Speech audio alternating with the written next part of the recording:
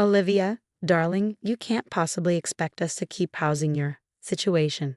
What will the Astors think when they come for the charity gala? Victoria's perfectly manicured hand waved dismissively at my 7-year-old son's toys scattered across what used to be our room. My sister-in-law's voice dripped with the same false sweetness she used ever since marrying my brother James.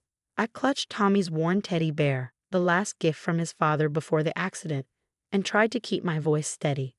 Victoria, we talked about this. James promised we could stay until I got back on my feet. It's only been 3 months. Yes, well, things change. She adjusted her designer blazer, a motion I'd seen her practice in the mirror countless times. James agrees it's time for you to find your own place. We have a reputation to maintain. My heart sank. Of course James agreed. He never could stand up to his wife. Not since she helped him land the partnership at her father's investment firm. The same firm that had rejected my late husband Michael's application years ago for being too working class. We have nowhere else to go, I said, hating how my voice cracked. Tommy just started school here. Not my problem. Victoria's smile turned sharp. I need this room for my new meditation space. The life coach says it's essential for maintaining my influencer aesthetic. You have until Friday. That was 2 days away. I looked around the small guest room that had become our sanctuary after Michael's death left us drowning in medical bills. Everything we owned fit into 3 boxes and a small suitcase. It wasn't much, but it was all Tommy had left of his old life. What about the trust? I asked quietly. Michael was James's brother too. Surely some of the family money. Victoria's laugh cut through me like glass.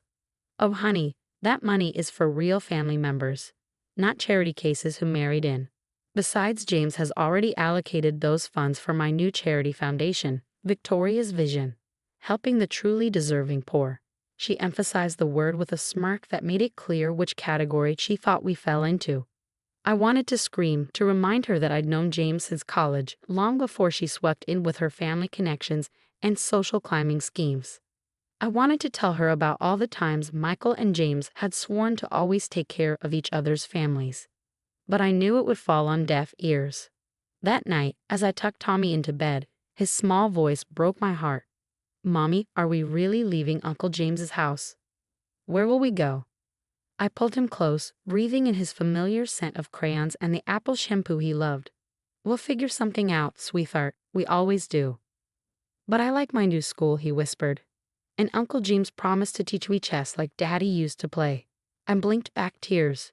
James hadn't played chess with Tommy once since we moved in. He was too busy attending Victoria's endless social events, parading around as the perfect power couple. The next day, I came home from my temporary job at the local diner to find our belongings piled unceremoniously in the driveway. Victoria stood in the doorway, surrounded by a group of women in expensive yoga wear. "Oh good, you're here," she called out, not even trying to hide her satisfaction. We needed the space for my mindfulness workshop. These ladies paid top dollar for an authentic wellness experience. I watched as one of the women took a selfie in front of our pathetic pile of boxes, probably for her Instagram story about giving back to the community. My hands shook as I loaded our life into the back of my old Honda Civic, Tommy's confused questions echoing in my ears. That night, parked behind the 24-hour Walmart, I held my sleeping son and made a silent promise. Somehow, someway, I would give him back the stability he deserved. I just didn't know that opportunity would come so soon, or from such an unexpected direction. What Victoria didn't know, what even James didn't know, was that the last time Michael and I had dinner with them, nearly a year before his diagnosis, Victoria had let something slip after too many glasses of wine. Something about creative accounting at her father's firm, about moving money around to make certain wealthy clients' problems disappear. I kept that information to myself, even after they threw us out like yesterday's trash. But now, as I scrolled through my phone's photos and found the picture I'd taken of Victoria's carelessly discarded paperwork that night, I realized I was holding onto something far more valuable than family money. The next morning, as I dropped Tommy off at his new school across town, my phone buzzed with a news alert. FBI raids prominent investment firm. I clicked the link, and there it was. Victoria's father's company was under investigation for massive fraud. My phone rang almost immediately. Victoria's name flashed on the screen, and for the first time since she'd married my brother, I heard real fear in her voice. "Olivia," she said, dropping all pretense of superiority. "We need to talk. Now." I looked at the photo on my phone again, the one showing exactly where the bodies were buried in Victoria's perfect world. "Yes," I replied calmly. "I suppose we do." I chose to meet Victoria at a small coffee shop across town, far from her usual luxury haunts. The irony wasn't lost on me as she slipped in wearing oversized sunglasses and a plain black hoodie, the kind of common clothing she'd always mocked me for wearing. "You look terrible," I'd observed, noting her shaking hands as she clutched her designer purse.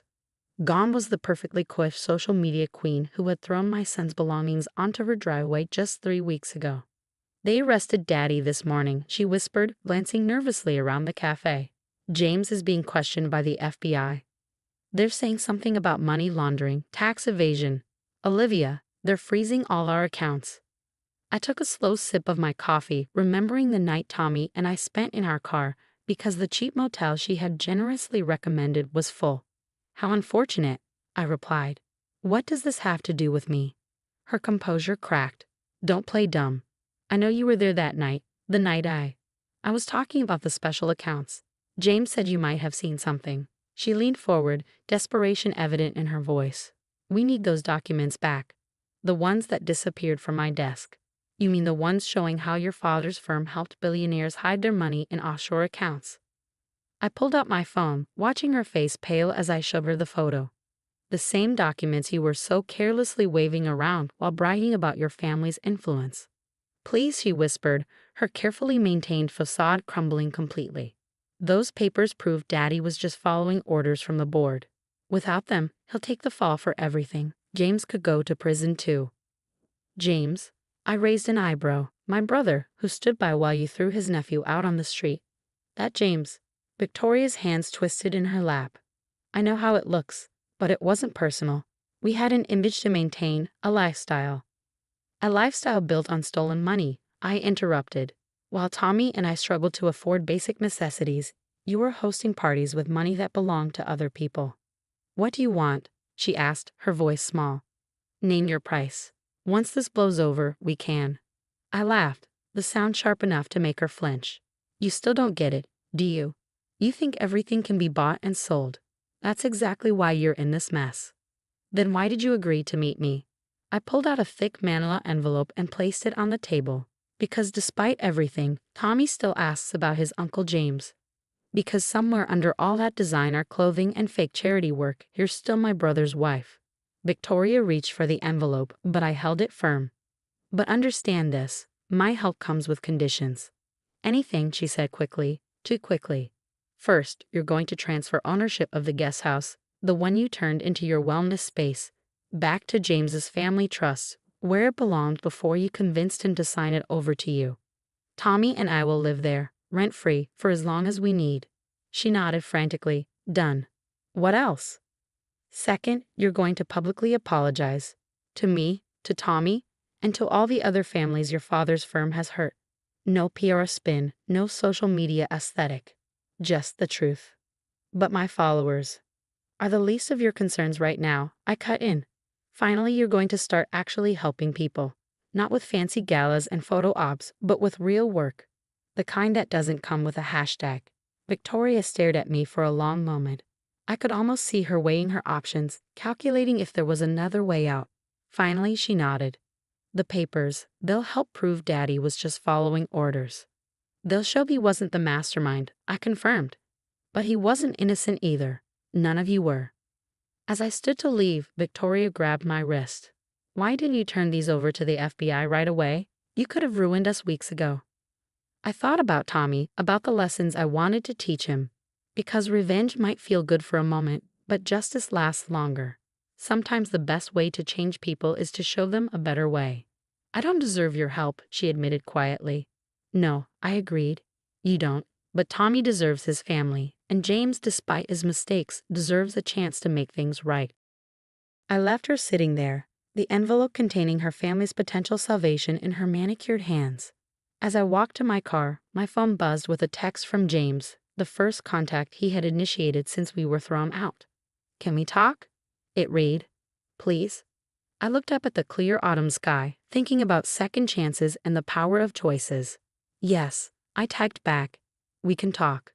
6 months later, I stood in the guesthouse kitchen, watching Tommy and James play chess through the window. My brother was teaching him the same moves Michael used to practice, their heads bent together in concentration.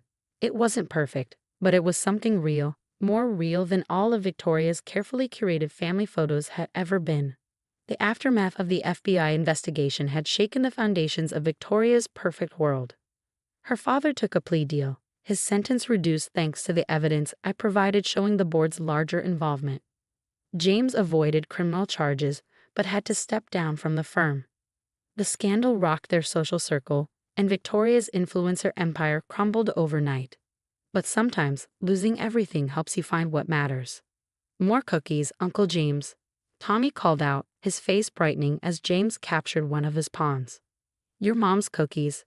Absolutely, James replied, and I saw genuine warmth in his smile, the kind that had been missing during all those years he'd spent chasing Victoria's version of success. I heard the crunch of gravel and looked up to see Victoria walking toward the house. She wasn't wearing designer clothes anymore. Her community service at the local homeless shelter required more practical attire. The change in her went deeper than clothing, though. I brought the shelter's financial reports, she said as she entered, placing a folder on the counter. After her public apology had gone viral, she'd thrown herself into actual charity work, not for the photo ops or social media praise, but because somewhere along the way, she discovered she was good at it. We've got enough donations to expand the education program. I nodded, remembering how she'd once spent more on a single gala than the shelter's entire yearly budget. Tommy's class is doing a book drive for the Children's Corner. I know, she said with a slight smile. He told me yesterday when I was helping him with his math homework. She paused, watching James and Tommy through the window. I never thanked you properly, for not using those documents to destroy us completely. It wasn't about destruction, I replied, measuring coffee grounds for a fresh pot. It was about correction. Victoria was quiet for a moment. I found my old vision board while cleaning out the mansion, she said finally. All those magazine cutouts of perfect homes and luxury vacations. I actually thought that stuff would make me happy. And now? Now I know what real wealth looks like. She glanced meaningfully at Tommy and James. It looks like second chances. The doorbell rang, and I heard Tommy's excited footsteps as he ran to answer it. It was Laura, James's new girlfriend, a kindergarten teacher he'd met while volunteering at the shelter's after-school program. She wasn't anything like Victoria, and that was exactly what made her perfect for him. Later that evening, as we all sat around the dinner table, a simple meal, nothing like Victoria's elaborate dinner parties, I thought about how life has a way of teaching us what we need to learn. Victoria had lost her mansion but found her purpose. James had lost his prestigious job but rediscovered his family. And me, I'd lost my home but found something stronger. The power to forge change through compassion rather than revenge. Mom, Tommy tugged at my sleeve, can we show Aunt Victoria my science project tomorrow? She promised to help me make it better for the fair. I caught Victoria's eye across the table and saw tears threatening to spill. Of course, sweetie, I said. I think Aunt Victoria would love that. As I watched my son chattering excitedly about his project, I remembered something Michael used to say. True class isn't about what you have. It's about how you treat people who can't give you anything in return. Victoria had learned that lesson the hard way. But sometimes, the hardest lessons leave the most lasting impact. Victoria said quietly as she helped me with the dishes later. I used to think I was better than everyone else because of what I owned. Now I realize I was just empty inside, trying to fill the void with things instead of real connections. I handed her a plate to dry. The good thing about hitting bottom is you can rebuild on solid ground. She nodded, understanding the deeper meaning. We weren't best friends, and maybe we never would be. But we were family, not the picture-perfect kind she used to pretend to have, but the real kind, built on understanding, forgiveness, and growth. As I tucked Tommy into bed that night, he asked, "Are we rich now, Mom?" I thought about everything we'd gained and lost over the past months. We're rich in the ways that matter, honey. We have family, we have a home, and we have each other. Some people spend their whole lives chasing wealth and never find that kind of fortune. He smiled sleepily, clutching his teddy bear. The same one I held the day Victoria kicked us out. I like our kind of rich better, he mumbled as he drifted off. I kissed his forehead, silently agreeing. Sometimes life's greatest wealth comes disguised as loss, and its greatest victories wear the face of mercy rather than revenge.